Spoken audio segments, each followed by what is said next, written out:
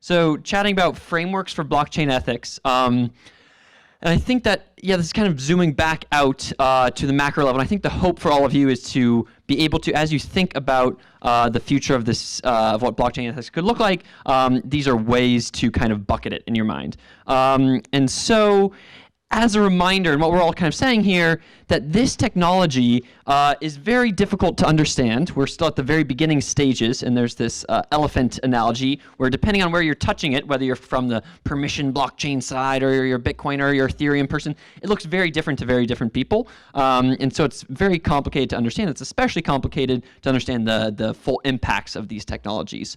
So you can imagine what we're doing today is just looking at a bunch of different lenses, trying to put on different lenses to understand this technology.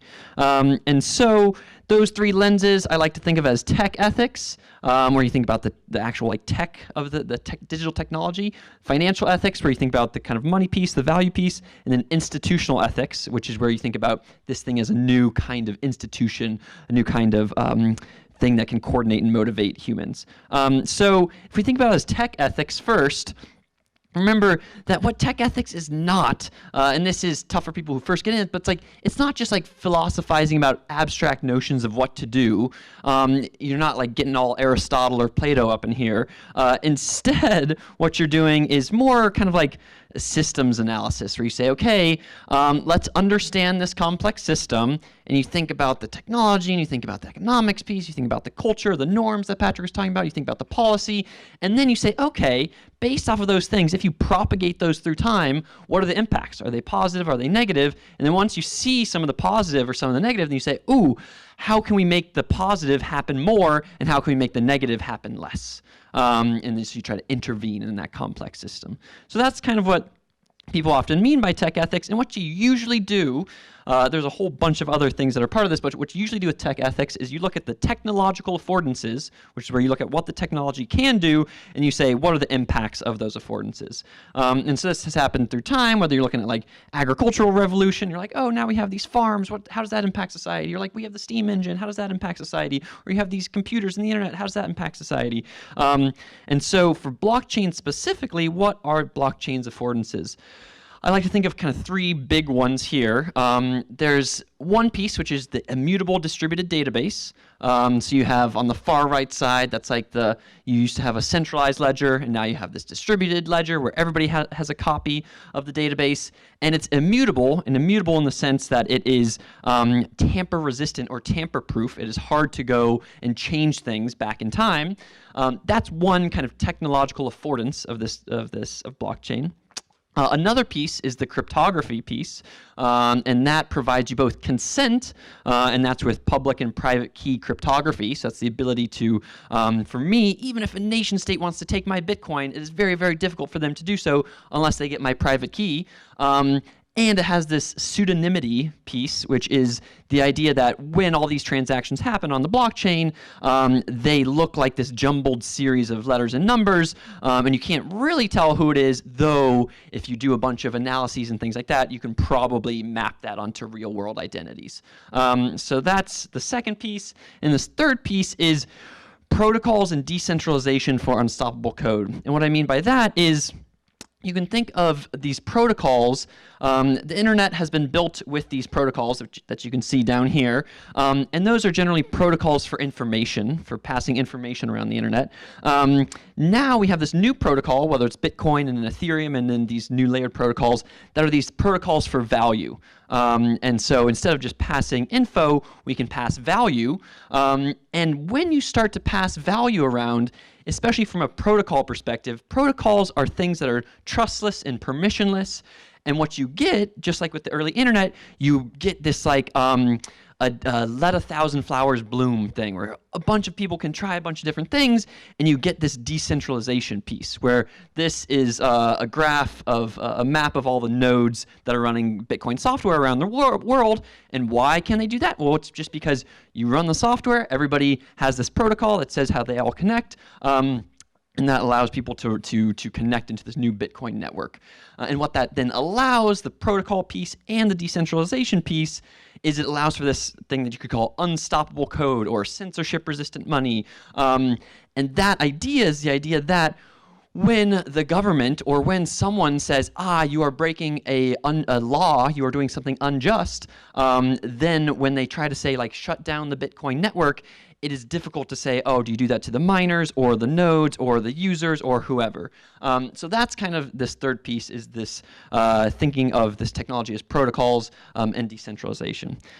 So once we have these affordances, I think these are the big buckets of affordances, you then map them into the positive. You can look at this is like a brainstorm of some positive and negative impacts.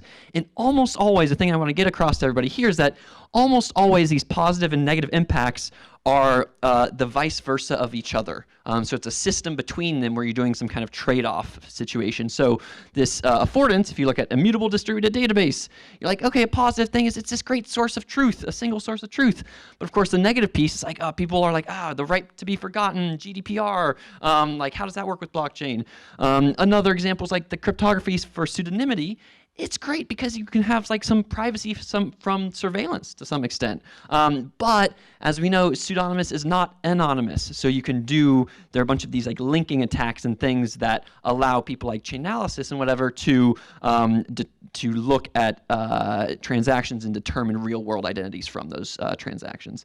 On the permissionless protocol side, as I said before, and it's the same with the internet, we had these new protocol. It let 1,000 flowers bloom. Same with blockchain and crypto. You let 1,000 flowers bloom. It's really exciting. A lot of experimentation can happen. Lots of ICOs get to try things. Lots of Bitcoin forks. All that. All the above. Anybody can add. Send a pull request to Bitcoin software. But on the negative side, this one is moderately confusing. But this decreased friction, when initially you think it's just going to let 1,000 flowers bloom, what it actually does is gives you massive aggregators like Google, Amazon, Facebook, and the long, long tail of those 1,000 flowers. So this re-centralization piece, if anybody watched was here yesterday for the mining piece, that was all about this decreased friction leads to re-centralization, which is the mining in Bitcoin being that being a permissionless decreased friction network that leads to re-centralization. One final piece here is if you think about the decentralization piece, as I noted before, positive side is that, it allows people to disobey unjust laws. If you're somewhere and you're like, great, I want to do something and the government can't punish me, I can maybe do that and send somebody money through, like if I wanted to send WikiLeaks money in 2012 and I thought that was an okay thing to do, I could do that because of this decentralization. But of course, the negative side is who then should we hold accountable? So all those are pros and cons that are based off of the same affordances. And that is how you view blockchain ethics as tech ethics. You can also view blockchain ethics as financial ethics, or money ethics, or whatever you want to call it. And again, this has had a history over time of there have been different kinds of money over time and get different kinds of institutions that are connected to that money. And as I referenced earlier, right now we're kind of in a small phase here with cryptocurrency where it's only about a $200 billion market cap compared to something like gold, which is about 40x at about 8 trillion. Stocks are 70 trillion, money is 70 trillion, and derivatives are 700 trillion. Which is a lot. And so we're still in the small stages, but you can still kind of apply similar mindsets that you might apply to these other things to blockchain and crypto. And so I think there are two big ways to think about these financial ethics. The first is just at a general level about how money and incentives change society. So we'll talk about that in a second. And then the other piece is this public policy goals. So these are, if anybody was in here yesterday with Gary Gensler's talk, he knows a lot about these public policy goals that exist. And you can kind of map those into crypto as well. So the impact of money and incentives, again, it's a positive negative thing where on the negative side, once you have money out there, people will do anything for money. And this is, you see Ponzi schemes, you see scams, you see all kinds of aggressive things because this is value technology, as Quinn was saying. And at the other side, greed can be good. There's been a lot more push towards innovation and research in this space as a result. On another negative here is that it ignores externalities. So just having money and the incentive to do something, it's usually contextualized within a system, But if you think about Bitcoin mining and climate change, Bitcoin uses about 1/500th of the world's electricity. That's just an ignored externality, essentially, of the Bitcoin system. And on the positive side, it's like it's an optimized system. Like people are just doing what they're doing, securing the network.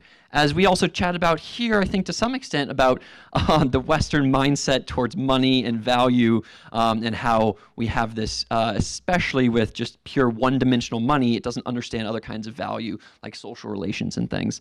And then this final piece here of these money is very good. Money essentially has these reinforcing feedback loops that consolidate power. If you have money, you can get more money. Money does not have baked into it a natural like evaporation demurrage system that pushes the money out as you get more of it. Instead, you get stuff like Gini coefficients in Bitcoin, Ethereum, and etc. that are very, very high because if you're Peter, yeah. So those are some of the negatives and positives of money and incentives generally. If you think about the public policy goals, these are all about managing risks and information asymmetries. There are three big policy goals that people can think about. First is guarding against illicit activities. These folks usually think of cryptocurrencies as money, and the regulatory body here, and what they're trying to do is they're saying, hey, people shouldn't be able to pay other people around the world for child pornography or drugs or what have you. And the regulatory body that does this is generally FinCEN or the FATF. That's the International Financial Actions Task Force, and they think a lot about things like KYC and AML, where you into the on-ramps of crypto, you need to know your customer to KYC them to make sure that you know who they are so that if they do end up paying for drugs, you can get them for it. So that's one big policy goal. The second big policy goal is investor and consumer protection. And so this is the idea, this is very connected to all of the securities stuff that came out recently, and making sure that if you can, if you're offering people to make money for them, that you can't just sell them snake oil and things of that variety. And so these people usually think of cryptocurrency as a security or a commodity or a derivative. And so the regulatory bodies here are the SEC, which does security stuff, and this is all United States specific, unfortunately. That's what I know. And the CFTC, which does commodities and futures kind of derivative stuff. And so these people think a lot about things like accredited investor laws to say, hey, how do we determine who can gain access to, and who do we trust enough to invest in some of these cryptocurrencies or securities. There's the final policy goal here, which is macro systemic stability. And so this is the piece that we were talking about 2 seconds ago about if Bitcoin, because it's still very, very small compared to the rest of all those other asset classes, if there was a huge issue with it, it would not be too big of a deal, all things considered. But long term, we need to think about the macro systemic stability. When you do so you're trying to, this takes as essentially the 2008 financial crisis is what you're trying to stop here. And these people think of cryptocurrency as money, and the regulatory bodies here are folks like the Fed or central banks that see things primarily like Libra and other central bank digital currencies and corporate cryptocurrencies, and they say, ooh, how will these things affect society from a macro systemic perspective? How will they affect nation states' ability to do monetary policy, things like that? So those are, within financial ethics, the kind of traditional public policy goals that map into cryptocurrency and blockchain tech. The final piece here, the final lens to view it through, is what I call institutional ethics. And institutional ethics really is, that's a made-up term. It's new institutional economics is the correct, what people usually think about here. And this is the idea of, this was kickstarted with Ronald Coase in 1937 with the theory of the firm. And the idea, the question that he had was, hey, if markets are so good at allocating resources, why do firms exist? He was thinking about these two different things in society, markets and firms. Why is it not all markets? Why is it not all firms? Why do we have both? And the conclusion he came to was markets are really good at incentive maximization. They're really good at paying people money to do what they want, but they're not necessarily good at transaction cost efficiency. So a market For example, in something like a firm, I can just tell an employee to do something, versus in a market, I need to like offer a price for it, and then maybe hopefully people will do it.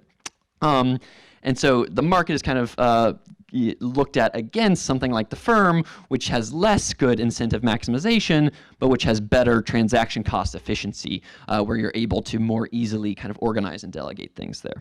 So this idea of new institutional economics is one that got economists and others thinking about the kind of coordinating and motivating functions of society, these kind of units that we all live in.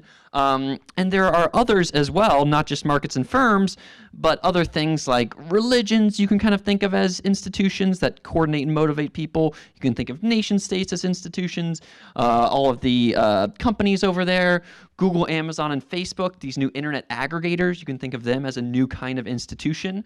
And then now we have these new kinds of blockchain and cryptocurrency networks that, again, coordinate and motivate people. And so you can think of them as from an institutional perspective.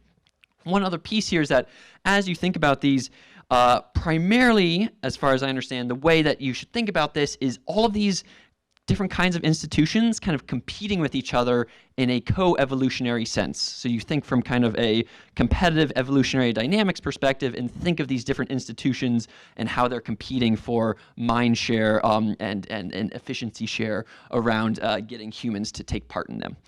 So from this perspective, there's a bunch of other different things that motivate and coordinate people. As I noted recently, we've seen new ones pop up, like these new networks or internet aggregators or platforms, and how those have kind of rose to prominence in the last 10 years in society. So when you're viewing things from this perspective, you think a lot about things like ledgers, because a lot of these things involve ledgers. You think about the transaction costs in these networks and how they are good or bad at various types of transaction costs. You think about the trust in these networks. With something like Bitcoin and other cryptocurrencies, it's these new kinds of distributed trusts where the trust is kind of built into the network through you essentially outsource it to the miners to keep the ledger, to keep a consensus around the ledger. And so this new kind of distributed trust in these systems. You can think about how information and capital flow within these systems, within these institutions, and how they compete for it. And then possibly most importantly, you think about the stories behind these institutions. And so the stories behind blockchain and cryptocurrency technology often involve things like, crypto anarchism or things like that, where you're like, let's exit the nation state, let's create new kinds of institutions that are not too big to fail, that do not involve these big centralized players. And people will be like, ooh, that's exciting. I want to participate in that institution and not another one. So with that said, when you're thinking about this from an ethical perspective, primarily what you think about is, and this question was asked earlier, which is this evolution versus revolution question, and this idea called creative destruction externalities. And what those are is when you create some kind of new industry, what happens, so something like self-driving trucks and truck drivers is the one that's classically talked about today. We're like, ooh, we're going to have self-driving trucks. When we have that, if and when we have that, then what will happen to all the truck drivers and their jobs? How can we re-educate them? How can we get them part of society? Should we use universal basic income, etc.? That question has one that has happened throughout all of time, and we call them externalities because when you're building these new systems, you're not necessarily thinking about the old systems and how you're taking down these old systems of power or removing jobs from people. You're just thinking about building this new system. And so there's just two quick examples here of like, hey, this quote on the left of how long until GoFundMe is our nation's leading healthcare provider. There are a lot of funding, a lot of people fund their own healthcare through GoFundMe now. Not a lot of people, but $250 million went through it, I think, in 2017. And because it's this new kind of institution that allows people to get money through it. And is that good? Is that bad? Tough to say. We should at least think, we shouldn't just say, yeah, GoFundMe is what we should use for all of our nation's healthcare programs. We should think from more of an evolutionary perspective there. And similarly, this easy one here of when you had the internet and the new internet aggregators like Facebook, and then this very kind of not just broadcasting like media or like newspapers, but narrowcasting to give people personalized red feeds and blue feeds. once you have that, that changes how people see the society and the world. And when this happened, we didn't necessarily think, oh, we're going to have these new internet aggregators like Facebook. They will change how people view the world, and that will possibly drastically affect how we do politics and stuff in society. Instead, these things just got built from a revolutionary perspective. Let's make these great new things, and they'll take down old kinds of media, and we'll build this new kind of media. So when you're thinking from an institutional perspective, in general, try to be as evolutionary and less revolutionary as possible. So those are the three big kinds of mindsets to view this technology from as it gets built out. And with that, I think, thank you. So we're going to do maybe a couple minutes of questions for me, and then maybe a couple minutes of questions with the with discussion with everybody else. So thank you. Yeah, so we have 7 minutes left, so let's do like 2 questions here, and then we're going to do a little bit of everybody discussion. Is there someone who hasn't raised their hand that wants to ask a question? If not, then you're allowed. Okay. Yeah, cool. So, and of course, this is probably predictable, but I would ask you to actually just like open even the wiki article and read the engineering ethics definition, because I think it's well suited, certainly alongside the perspectives offered. But although engineering as a discipline is relatively young, it's been really drilled in with the concept of ethics, because you're building essentially public infrastructure, and the default is public good before duty to client, before the duty to making profit, which is like a de facto thing that shows up in civil and electrical, et cetera, et cetera. And I mean, I guess I just said it, but the point is that this is actually really important, because we are in fact talking about equipment that's infrastructural. People use it maybe without even realizing that they're using it, and there's a whole ethics there, and I think it's worth remarking on in this setting. We can talk about it more later if people are interested. I think thank you. And it sounds like that's engineering in the like engineering physical things, not engineering in like the ACM sense. Yeah, great. Engineering like the discipline. Yeah. Which involves the design part and the implementation and the maintenance and the life cycle and the things you destroy when you put it up. Yeah, that I would love to view that, and I think I will add it. Yeah, thank you. Thanks, Rhys. That was a really good overview. I'm interested, I have a very broad question for you. So, I mean, one of the problems with ethics, if we start talking about these things as ethics at all, we usually start defaulting to here's an ethics framework, or here's a, you know, kind of something that we all need to sign and agree with.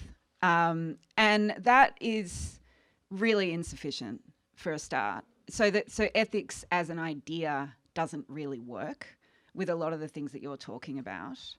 And also, we can only, because with technologies, you don't really know what the outcome's going to be. You don't know how people are actually going to use them in the end. So to say that, I mean, and I'm torn on this, because I think one of the promises with blockchain is that you can start to move away from seeing this as, you know, some kind of charter that we all need to sign as nations or whatever, to, well, maybe we should actually just think about creating code which does good and not bad. But you don't really know how code's going to play out in the world. You can only really know these things by studying them and making decisions all the time in ways which are responsive, right? So anyway, that's the question. Do you actually think this is about ethics? Yeah, and frameworks? Good question. So I think, no, well, I think it's about frameworks, but I'm a frameworks person, but I think it's mostly about this slide. I think what you're getting at is, I think this slide versus this slide. And I think of it this is really a question that I have and that we all have is, when making this question, which is how should we positively shape the impact of this technology, what you should name that group of people who are doing that is tough to say. Unfortunately, or fortunately, but I think mostly unfortunately, that field is usually called tech ethics, and that we're coming from a thing like AI ethics, where that is a meme that exists in the world, and we should essentially use the same meme, which is why it's called blockchain ethics. In fact, it's a lot more similar to what you're talking about, I think, which is hey, these are kind of these weird complex systems with a lot of different pieces. We can start to analyze them, understand how they're going to impact society, and then try to intervene in these complex systems in a positive way.